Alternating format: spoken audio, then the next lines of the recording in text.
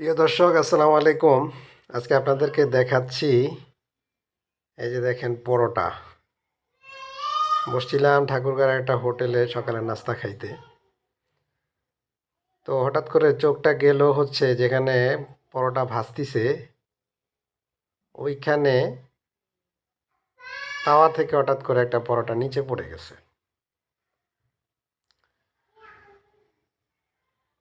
এই পরোটাটা ঠিকই ওরা কাস্টমারকে খাওয়াই দিবে। তা আসলে আমরা হোটেলে কি খাচ্ছি? হোটেল ব্যবসায়ীরা তাদের ব্যবসার জন্য কাস্টমারকে কি খাওয়াচ্ছে? আসলে মানুষের দোষ ত্রুটি প্রকাশ করা ঠিক না। আমাদের ইসলামে মানুষের দোষ ত্রুটি গোপন রাখতে বলা হয়েছে, কিন্তু এই জিনিসগুলা আসলে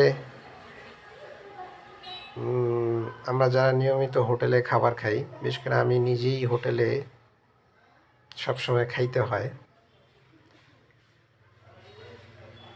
সব বেলাতেই হোটেলে খাইতে হয়।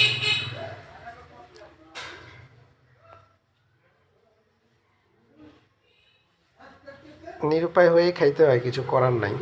আমার মতো অনেকেই আছেন যাদেরকে সব কিছু জেনে বুঝে এই হোটেলের এই সমস্ত খাবার খাইতে হয়।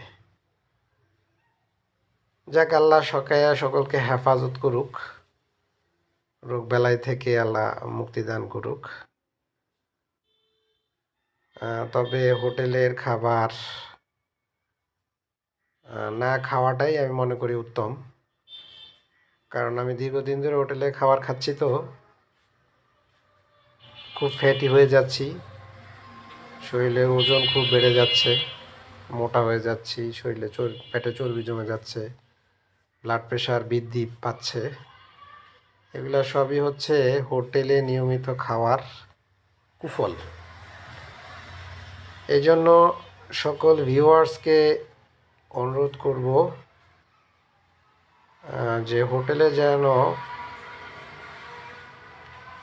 না খাওয়ার চেষ্টা করা, না খেতে পারলেই ভালো। কারণ শুধু এই হোটেল না, প্রত্যেকটা হোটেলের চিত্রই কম বেশি এরকম। যত নামি দামি হোটেলই হোক, কম বেশি এরকম। আপনি যদি কোনো হোটেলে, নামি দামি হোটেলের কিচেন রুমে ঢুকেন, তাহলে বাস্তব চিত্র দেখতে পাবেন। তো আজকে এই পর্যন্তই। সকলকে ধন্যবাদ। আসসালামু আলাইকুম।